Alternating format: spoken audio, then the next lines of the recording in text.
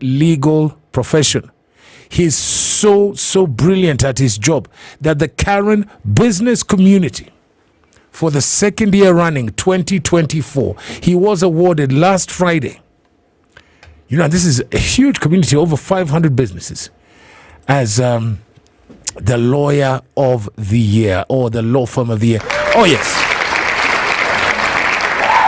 You want to also wish him a happy International Men's Day. All right.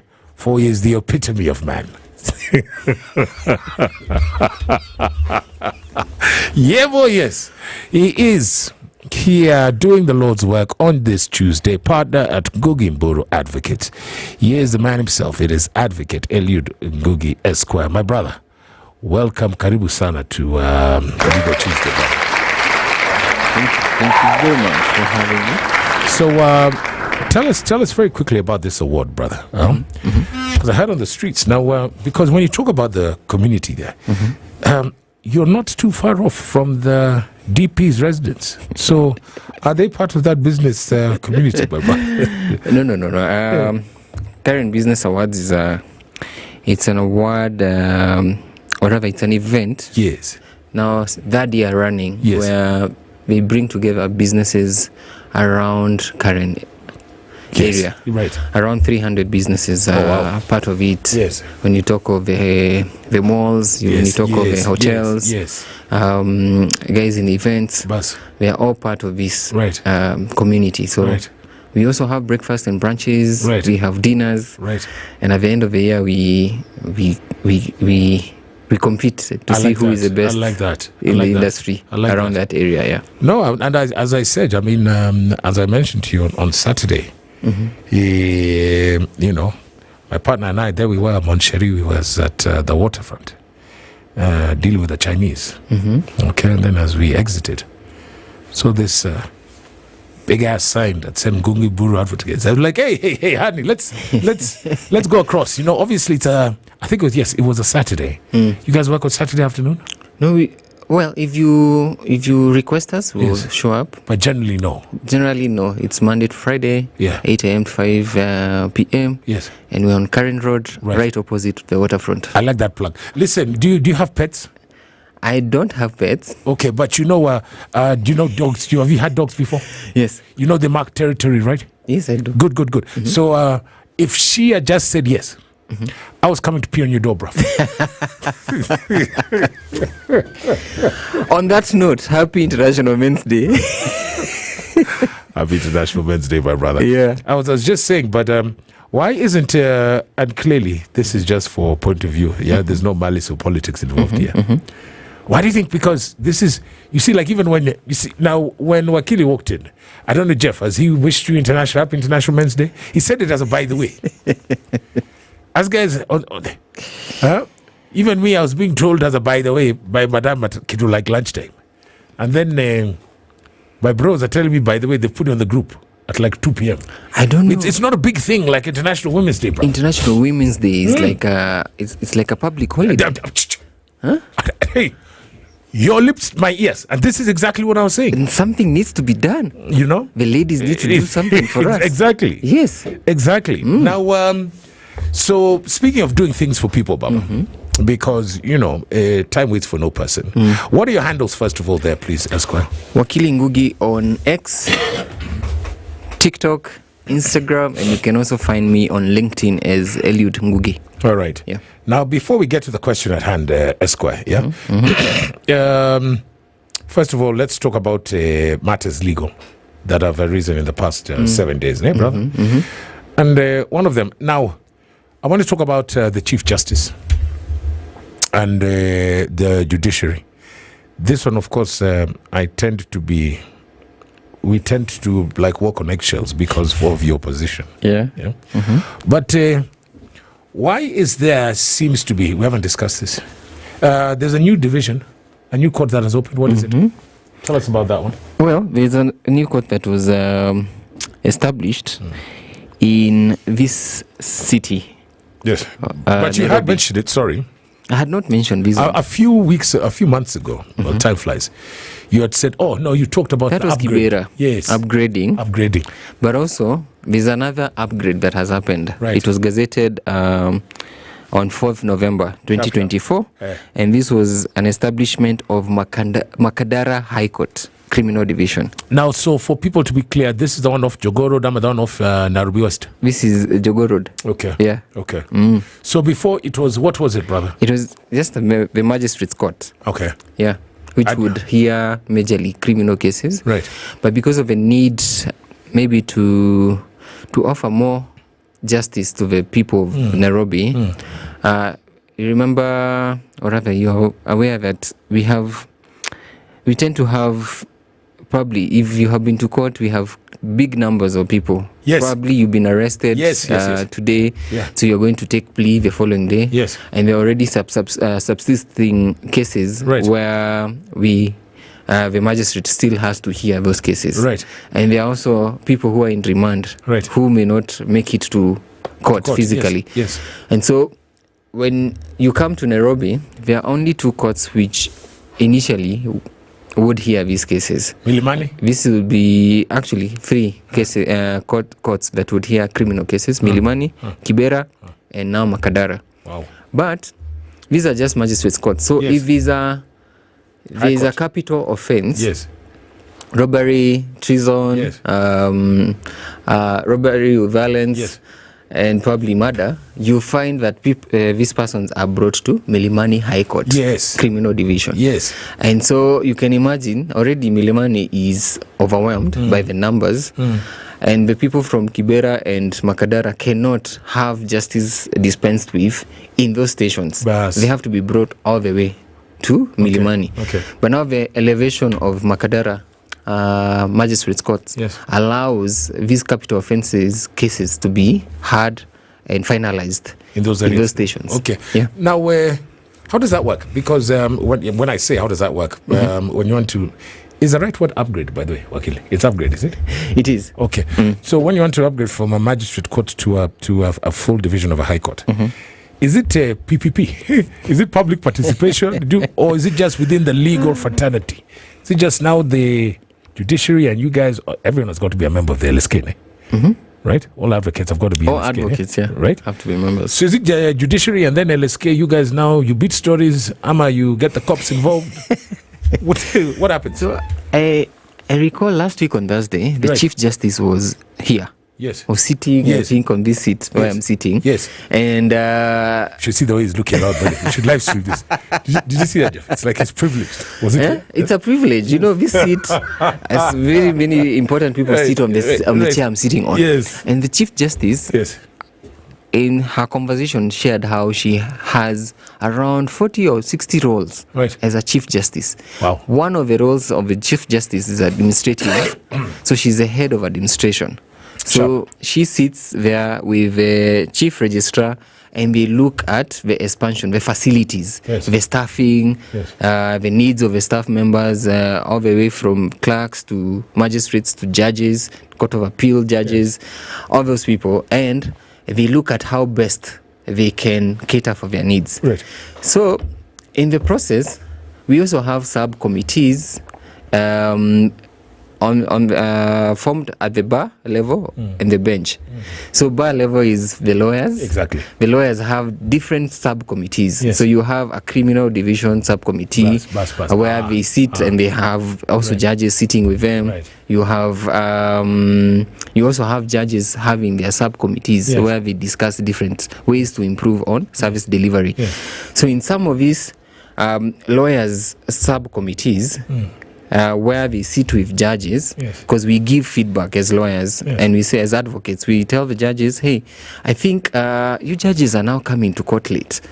Would you consider starting court on time, or would you consider even extending court instead of adjourning matters at around 1 p.m. Would you consider coming back maybe even up to 3 or sitting up to 4 p.m. And they listen to us as lawyers and advocates. And so in that process, this feedback goes back to the Chief Justice. Right. So we also share some of the challenges, and we say that we have some of our clients who are complaining that they cannot get access justice, and maybe we are as advocates, maybe we are all traveling too far to make sure that we get to this station. That's why most of the cases are getting adjourned, or they are not proceeding because as lawyers we get stuck in traffic, and they take this feedback and they consider, okay, maybe it's time we did something about this station. So the same thing now, Makadara, probably the feedback that was given was that finalization of matters. So you have a murder case, and you come from that area, but you have to travel all the way to Upper Hill for you to have the matter heard. And so such feedback goes to the Chief Justice, and she considers through the registrars, the deputy registrars of the different stations, and they reconsider, and we, depending on whether we have money, as an arm of government. Thank you, because I was going to go there. Wow, you read my mind. Now let's talk monies. Wakili, in fact, I just thought about it. I think it was Kibaki one who introduced the Ministry of Justice and Constitutional Affairs, right? Remember? Even I think Amina Mohammed was the first PS. PS. Then, right now, when we talk about budgets, first of all, the budgets of the judiciary, Lady Chief Justice, of course, was here, and she's lamenting on the fact that they've been slashed. Yes. I'm not going to ask you as to the reasons. The government will just tell you, you know what, austerity measures. But is there, who controls the budget of the judiciary? Is it herself and herself? No, me, myself, and I. She doesn't work alone. No, which is true. You see, the same way we have the other arms of government working and having departments. But there's a PS. There's a PS and there's a CS helping with that. But in the judiciary, you have a Chief Justice and you have a Chief Registrar. The one who reports to you. Who reports to you, but also who assists you in administration. Yeah, but she reports to you. Yani, you know how a PS can tell a CS awe kwenda. Unit. Yani utadu. You know. Because if Miss is with that guy. Yeah. Here, the way I saw in a swearing in the other day, there outside KICC. I don't want to sound like I'm disparaging, but you know, sometimes it looked like the registrar had to ask for permission before farting from the CJ. The respect and the fear is that real. Okay? That's all I'm saying. She's not independent. There's hierarchy. And the senior most person in this office is the Chief Justice. Yes. Just the same way we have a president as the senior most person in the executive. Yes. And we have a speaker of the National Assembly. Yes, then there's a clerk. And then there's a clerk. But so in the judiciary, then when it comes to budgets and all this, there's the chief registrar who has her function to look through how to finance. Yes. And they work together now, and she reports to the Chief Justice. But she is not in charge of the monies. Who is the CJ? No, the monies come from the treasury, allocated during the budget day.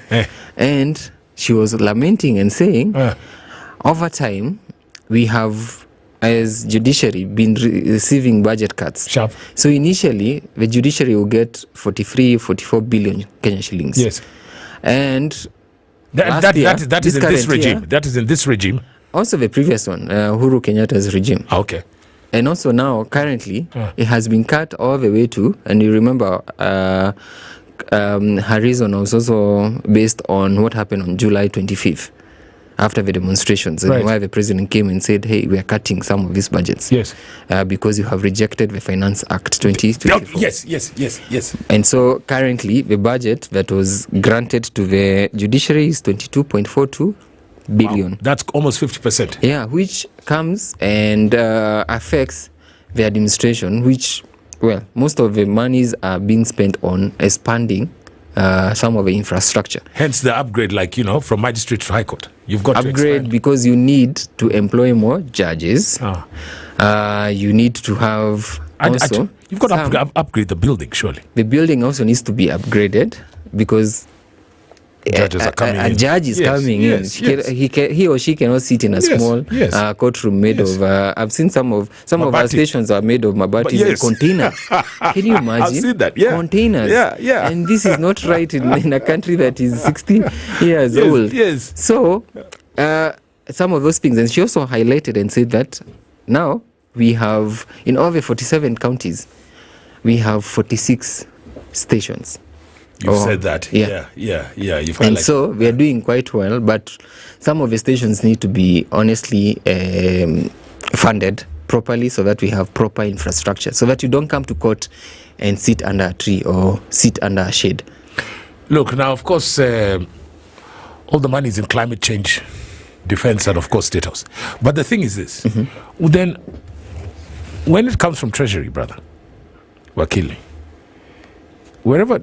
Treasury give you a figure. They don't tell you 1,256,000,000 is you are going to use it on recurrent expenditure. Do they? No, they don't.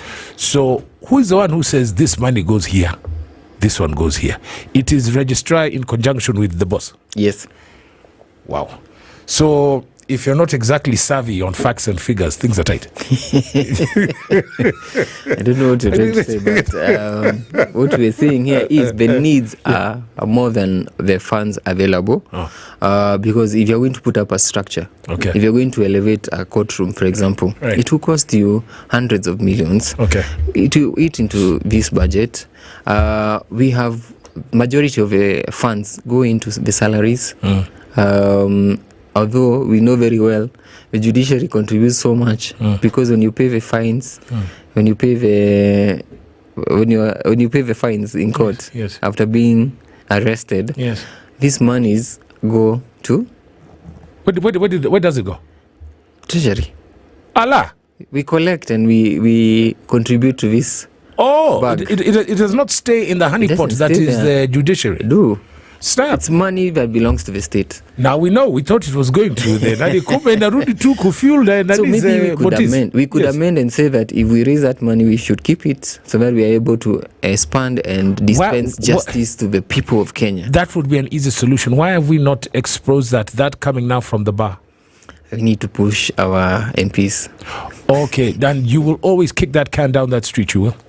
Now, speaking of down the street and pushing, last week, Lady Justice, Kome, she said that the word misogyny came about.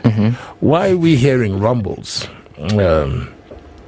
about? I don't know if this is a fair question for you, by the way. It's not fair. It's not fair. Let me leave it there. Let me leave it there. So let's go. Let's go back to talking monies.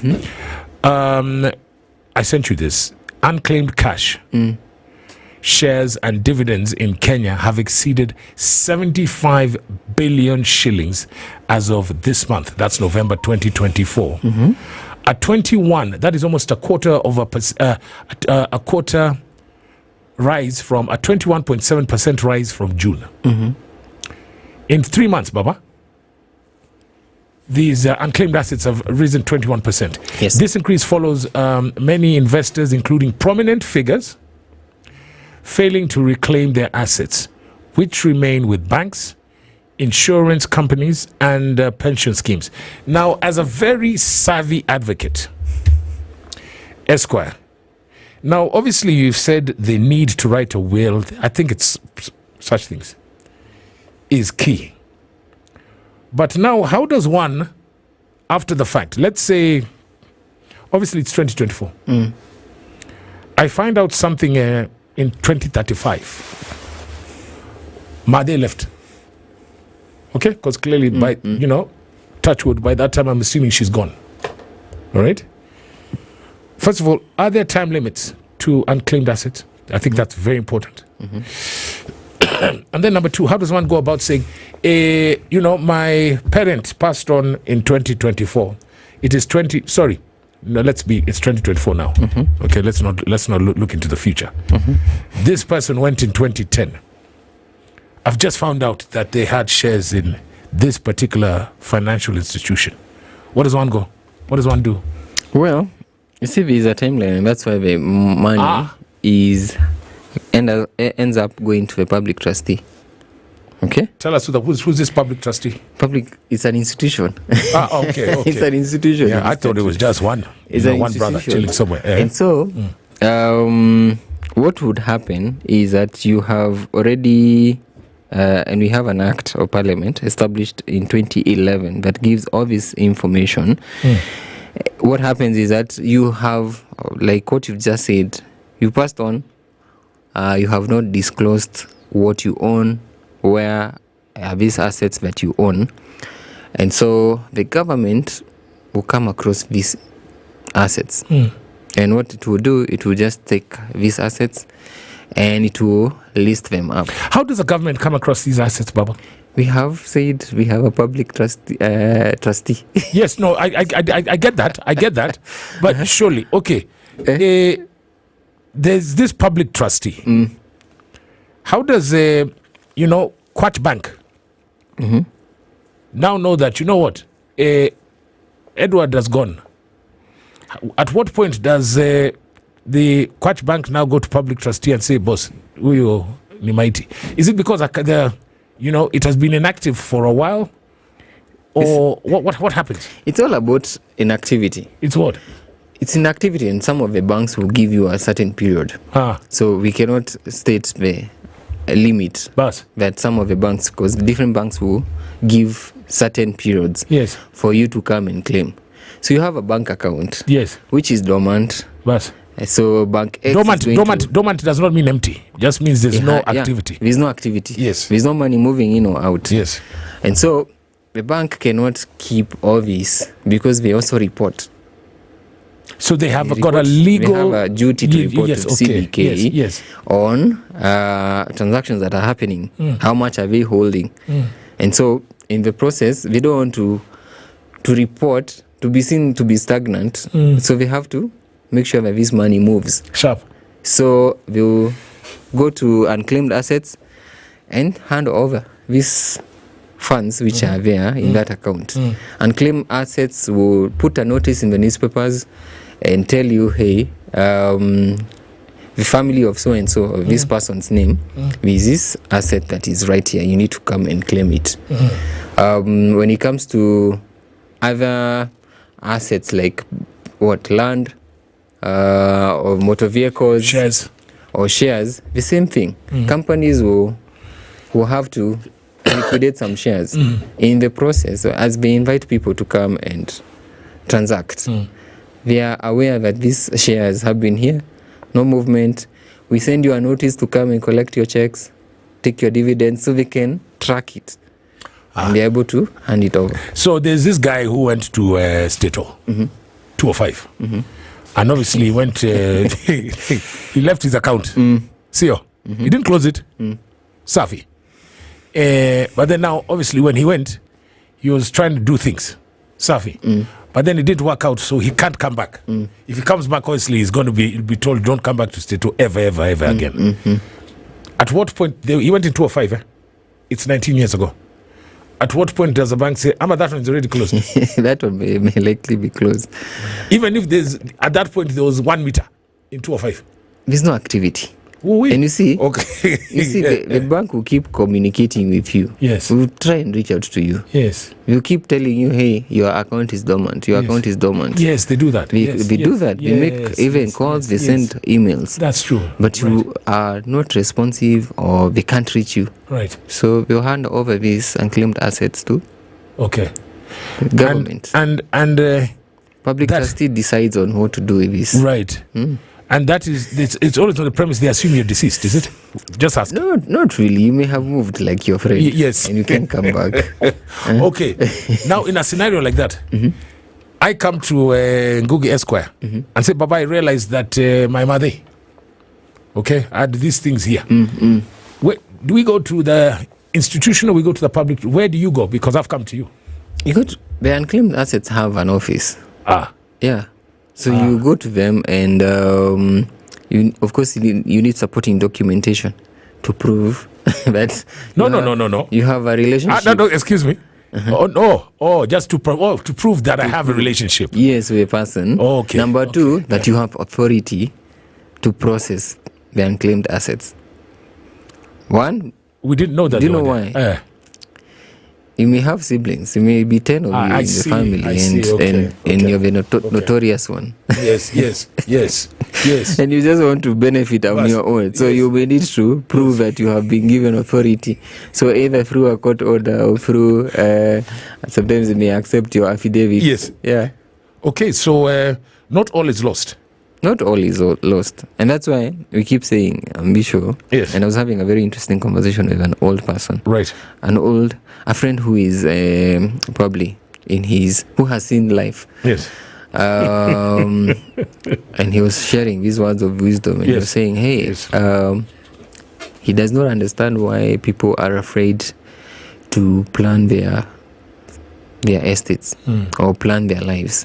So if you have any piece of land, and he was sharing and saying, if I have a piece of land, I should be able to, for example, determine if you have children, just subdivide that land and hand it over to them. Or create a trust, put all these assets in a trust and have his children as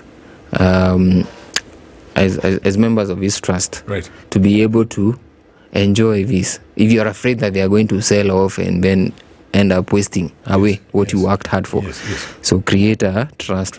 Or create a company, incorporate a company and make them shareholders, because they will need to have consent for anyone to divide or to sell or to do anything with that property.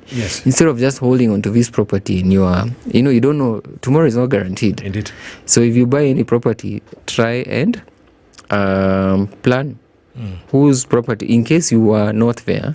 So you could either pass it on now that you're alive by transferring it to either your family or through these special bodies, or you could write a will. And writing a will does not mean that you're going to die tomorrow. I like that. It means that you are planning your life. I like that. Listen, finally, before we get to the question at hand, Mama. Now, we have seen, and thank you for sharing this, we have seen now on the socials a lot, there are these caricatures, okay, which some say resemble, persons of interest in high office.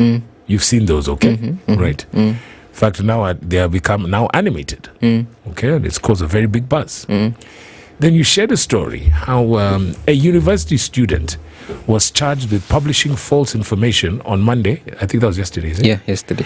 At the Milimani Law Courts after sharing an image of a funeral procession with misleading captions. This is critical because social media.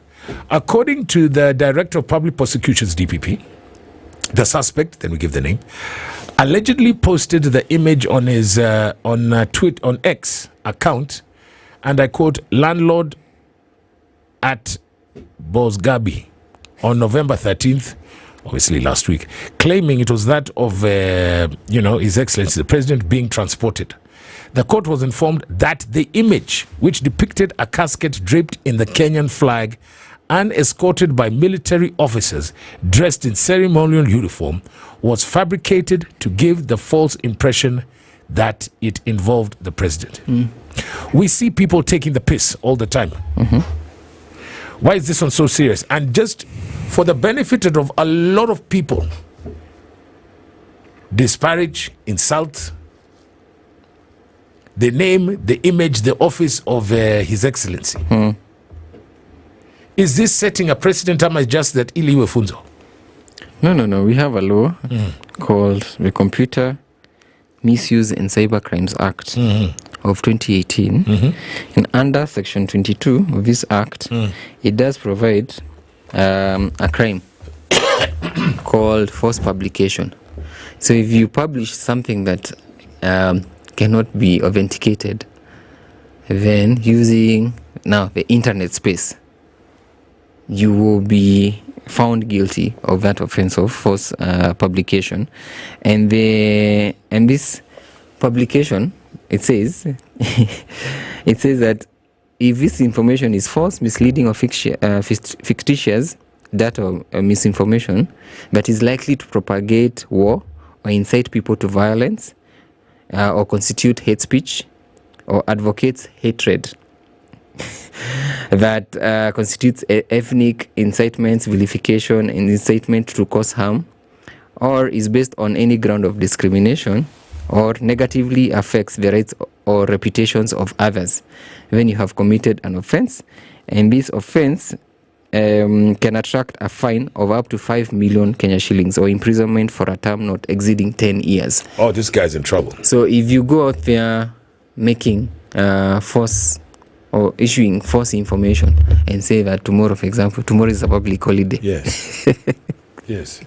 Or you say this company is giving this amount of money, yes, or they are about to close this bank, yes, and this is false information that right, you have posted, tweeted about it, right, you're likely to get into trouble, and you might find yourself imprisoned for a period of not less than 10 years or paying a fine of 5 million Kenya shillings. Okay, but sorry, Baba, but why did this one stand out? Because I've seen these funeral processions online, in reference to this regime. This is not the first one. This is either hatred. You're spreading some hatred, and that's what I believe the charge is. We are spreading hatred, or you are inciting. And the caricatures are those inciting members of the public. Even those ones, it's a very grey area, because how do you prove this caricature belongs to this person? So exactly, a good lawyer will get you out of it. And I believe that's why people are very brave to publish the caricatures with all this kind of information. And so, one, in any criminal offense or any of these kind of cyber crimes offenses, you need to prove, one, that there was the act and you had the intention, what we call the actors reus, and I've forgotten the other one. Okay. So you need to prove that. All right. Yeah. Now you know what to and what not to. And then in terms of that new High Court. So those are the tidbits. Now, terms and conditions apply. Do you read between the lines? Do you read that to script that is there, even the small print, as I like to say? Do ya? Well, we're going to jump to it next, because when you are told, today they signed contracts at State House, that that clause in the contract that says you may be asked to perform additional tasks when required by the company. Sorry about that. What tasks are those? We're going to jump to it next.